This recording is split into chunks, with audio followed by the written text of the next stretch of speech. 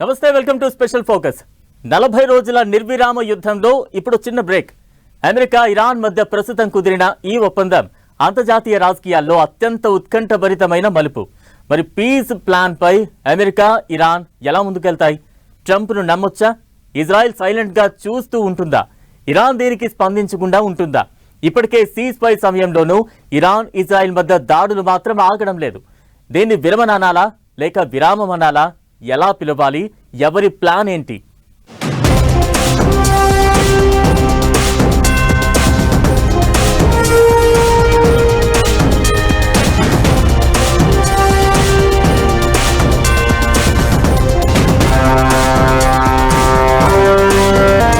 Piece plan పై America Iran ఎలా ముందుకెళతాయి? ఇది కాల్పుల విరమణ, యుద్ధానికి విరామమా? ట్రంప్ను నమ్మేదంతా ఇజ్రాయెల్ చూస్తూ ఉంటుందా? ఇంకా యుద్ధం ముగియలేదంటున్న ఇరాన్ ప్లాన్ ఏంటి? అమెరికా ఇరాన్ యుద్ధానికి 2 వారాలు తాత్కాలిక బ్రేక్ పడింది. సీజ్ ఫైర్ ప్రకటనతో ఆ 2 దేశాలే కాదు, ప్రపంచం కూడా ఊపిరి పీల్చుకుంది. ఎలాగైతేనేం యుద్ధానికి 2 వారాల పాటు కాల్పుల విరమణ ప్రకటన వచ్చింది. అయితే ఈ యుద్ధ విరమణ ఇంకా పూర్తిగా ఎండ్ కార్డ్ పడినట్లు భావించలేం. ఇరాన్ 10 సూత్రాలతో ఒక ప్రతిపాదన పంపింది. అవన్నీ సానుకూలంగానే ఉన్నాయని మీడియేటర్ గా ఉన్న పాక్ చెబుతోంది. మరి ఇరాన్తో శాశ్వత శాంతి ఒప్పందానికి, పశ్చిమాసియాలో శాంతిని నెలకొల్పేందుకు ఈ 2 వారాల గడువు ఉపయోగపడుతుందా? కాల్పుల విరమణ ప్రకటన తరువాత కూడా ఇరాన్ నుంచి ఇజ్రాయెల్ పై పలుమార్లు అటాక్స్ జరిగాయి. కువైట్, యునైటెడ్ అరబ్ ఎమిరేట్స్ పై ఇరాన్ అటాక్స్ కొనసాగించింది. అటు ఇజ్రాయెల్ కూడా దీన్ని సీరియస్ గా తీసుకున్నట్లు కనబడలేదు. దీంతో ఈ దేశాలు వార్కు ఫుల్ స్టాప్ పెడతాయా లేక మళ్లీ యుద్ధం మొదటికొస్తుందా అన్న సందేహాలకు ఇది తెరపడలేదు. అమెరికాతో యుద్ధ విరమణకు సంబంధించి ఇరాన్ ప్రతిపాదించిన 10 పాయింట్ల ప్రణాళిక ఇప్పుడు అంతర్జాతీయంగా చర్చనీయాంశమైంది. పాకిస్తాన్ మధ్యవర్తిత్వంతో తెరపైకొచ్చిన ఈ ప్రతిపాదనలో పలు కీలక అంశాలు ఉన్నాయి. యుద్ధాన్ని పూర్తిగా నిలిపివేయాలంటే ఇరాన్, ఇరాక్, లెబనాన్, యెమెన్ ఇలా అన్ని ప్రాంతాల్లోనూ యుద్ధాన్ని అమెరికా, ఇజ్రాయెల్ తక్షణమే శాశ్వతంగా నిలిపివేయాలన్నది మొదటి ప్రతిపాదన. ఇరాన్ తన పౌర అవసరాల కోసం యురేనియంను శుద్ధి చేసుకుంటోందని, ఆ హక్కును అమెరికా గుర్తించాలని IRGC అంటోంది. అణుశుద్ధికి అమెరికా అడ్డుపడకుండా ఉండాలనేది 2వ అంశం. 3వది హర్మూజ్ జలసంధిపై పర్యవేక్షణాధికారం ఇరాన్ కే ఉండేలా అత్యంత కీలకమైన అంశాన్ని తెరపైకి తెచ్చింది ఇరాన్. ప్రపంచ చమురు రవాణాలో కీలకమైన హర్మూజ్ జలసంధి నుంచి నౌకల రాకపోకలు తమ సాయుధ దళాల సమన్వయంతో నియంత్రిత మార్గంలో జరగాలని ఇరాన్ అంటోంది. దీంతో పాటు పశ్చిమాసియాలోని అన్ని స్థావరాల నుంచి అమెరికా తన పోరాట బలగాలను వెనక్కి తీసుకోవాలని కోరుతోంది. యుద్ధానికి కారణమైన ఆంక్షలను అమెరికా ఎత్తేయాలని ఇరాన్ డిమాండ్ చేస్తోంది.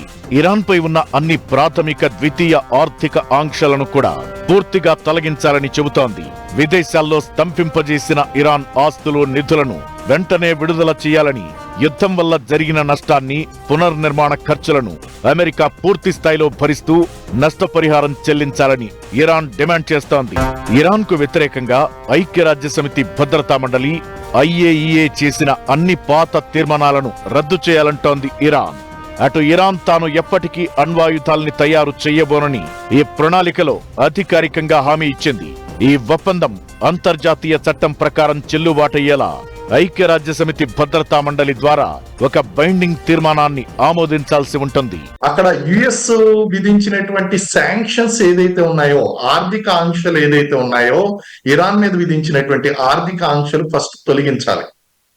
ఇది ఇరాన్ ప్రధానమైనటువంటి డిమాండ్ అండి. ఫస్ట్ దానికి అంగీకరిస్తే గనక నెక్స్ట్ అన్నా సరే ఈ యొక్క సీజ్ ఫైర్ అనేటువంటిది ఫర్దర్ గా వార్ కంటిన్యూ కాకుండా ఉంటుంది. అలాగే అన్నిటికంటే ముఖ్యమైనది వార్ వచ్చింది అందుకు ఏంటి అంటే right to nuclear enrichment. Iran ఏం కోరుకుంటుంది అంటే యురేనియం ఎన్రిచ్మెంట్ చేయడానికి హక్కు కావాలి అని కోరుకుంటుందండి. దీనికి అమెరికా డెడ్ ఎగనెస్ట్. అసలు వార్ స్టార్ట్ అయింది ఈ పాయింట్ మీద. సో ఇరాన్ యొక్క 2వ డిమాండ్ ఏంటి అంటే న్యూక్లియర్ ఎన్రిచ్మెంట్ అనేటువంటిది జరగాలన్నది. అమెరికా అధ్యక్షుడు డొనాల్డ్ ట్రంప్ ఈ ప్రణాళికను చర్చలకు ప్రాతిపదికగా తీసుకునేందుకు గ్రీన్ సిగ్నల్ ఇచ్చాడు. దీనికి 2 వారాల పాటు సమయం పడుతుంది. అప్పటి వరకు ఇరువైపులా కాల్పులు జరపకుండా ఉండేందుకు ట్రంప్ ఓకే చెప్పాడు. ఏప్రిల్ 10 నుంచి పాకిస్తాన్లోని ఇస్లామాబాద్ వేదికగా అమెరికా, ఇరాన్ దేశాల మధ్య ప్రతినిధుల చర్చలు జరుగుతాయి. అందులో వచ్చే ఫలితాలను బట్టి అటు వైట్ హౌస్, ఇటు టెహ్రాన్ నిర్ణయం తీసుకునే ఛాన్స్ ఉంది. 40 పగళ్లు 40 రాత్రులు, దాదాపు 4000 మరణాలతో పశ్చిమాసియా రణరంగంగా మారింది. ఇప్పుడు 2 వారాల సీజ్ ఫైర్ బ్రేక్ ను ఎలా చూడాలి? దీనిని కాల్పుల విరమణ అని పిలుస్తున్నప్పటికీ క్షేత్రస్థాయిలో ఇది యుద్ధానికి ఒక తాత్కాలిక విరామం అని మాత్రమే అంతా భావిస్తున్నారు. అమెరికా దీన్నో పాజ్ గా, రియాక్షన్ టైం గా పరిగణిస్తోంది. ట్రంప్ సైలెంట్ గా కూర్చునే రకం కాదని ఈ 2 వారాల్లో ఏమైనా జరగచ్చన్న అనుమానాలు వ్యక్తమవుతున్నాయి. 2 వారాల గడువు ముగిసేలోపు ఇరాన్ తన అణు కార్యకలాపాలపై వెనక్కు తగ్గకపోతే మళ్లీ దాడులు మొదలు పెడతామని ట్రంప్ హెచ్చరిస్తుండడమే ఇందుకు కారణం. అయితే ఇరాన్ దీన్ని కండిషనల్ సీజ్ ఫైర్ గా పిలుస్తోంది. ఇరాన్ ప్రతిపాదించిన 10 పాయింట్ల ప్లాన్ ను ట్రంప్ ప్రాథమికంగా ఆమోదించినప్పటికీ చివరిగా కండిషన్స్ అప్లై అని కొర్రేలు పెడుతున్నారు. సో ఈ వార్ మళ్లీ ఏ క్షణమైనా మొదటికొచ్చే అవకాశం ఉంటుందని అంటున్నారు. సీజ్ ఫైర్ తో అమెరికా యుద్ధం ఆపినట్లేనా? యుద్ధం శాశ్వతంగా ముగిసినట్లేనా కాదా?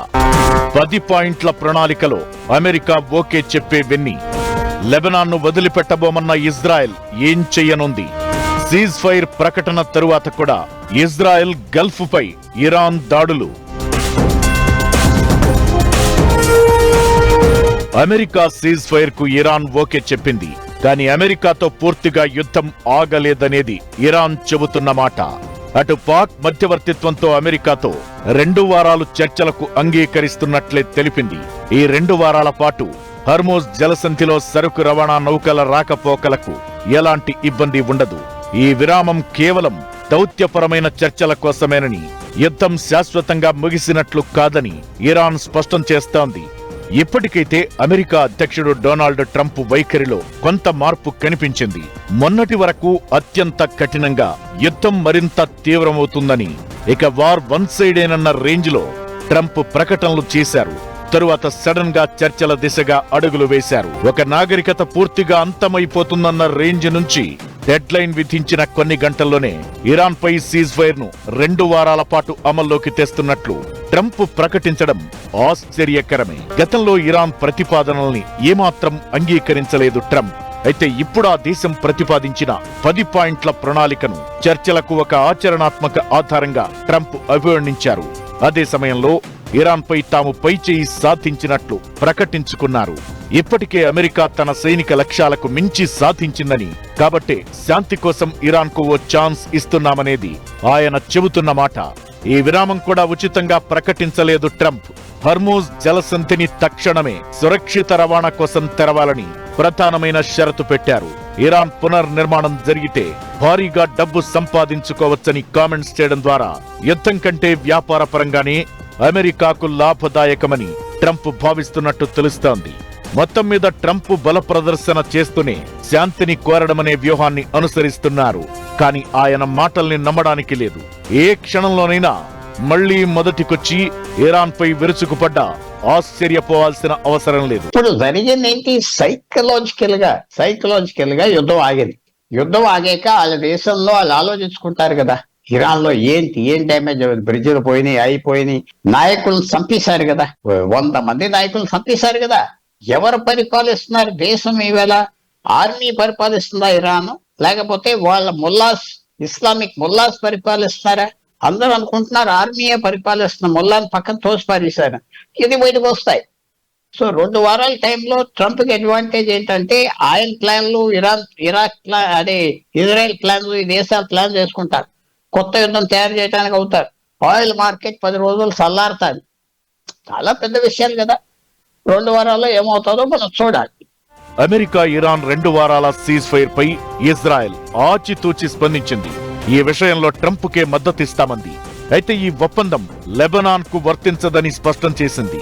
హర్మూజ్ జలసంధిని తిరిగి తెరవడం, 2 వారాల పాటు కాల్పుల విరమణకు ట్రంప్ తీసుకున్న నిర్ణయానికి మద్దతిస్తున్నామని చెప్పినా ఇరాన్ అణు క్షిపణి ఉగ్రవాదం నుంచి ప్రపంచానికి ముప్పు కలగకుండా అమెరికా చేస్తున్న ప్రయత్నాలను సమర్థిస్తోంది.